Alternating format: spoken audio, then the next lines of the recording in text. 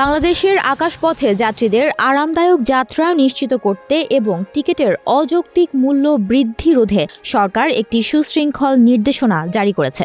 সাধারণ যাত্রীদের জন্য সাশ্রয়ী মূল্যে টিকিটের প্রাপ্তি নিশ্চিত করা এবং বিমানবন্দর ব্যবস্থাকে আরও স্বচ্ছ ও জনমুখী করার জন্যই সরকারের এই উদ্যোগ। নির্দেশনাগুলো দিয়ে মঙ্গলবার মন্ত্রণালয়ের CA-2 অধিশাখা থেকে একটি পরিপত্র জারি করা হয়। এতে স্বাক্ষর করেছেন মন্ত্রণালয়ের সিনিয়র সহকারী সচিব রুমানা ইয়াসমিন।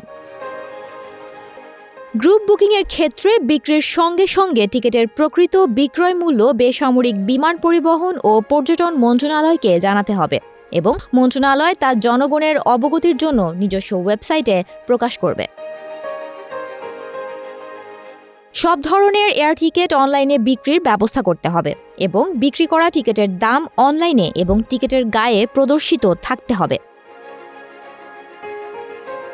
এয়ারলাইন্স এবং ট্রাভেল এজেন্সিগুলো আবশ্যিকভাবে বেসামরিক বিমান চলাচল বিধিমালা বাধ্যবাধকতা অনুযায়ী যথাযথভাবে ট্যারিফ ফিলিংয়ের নিয়ম মানবে এবং বাংলাদেশ বেসামরিক বিমান চলাচল কর্তৃপক্ষ অনুমোদিত ট্যারিফ বিবেচকের নিজস্ব ওয়েবসাইটে প্রকাশ করবে।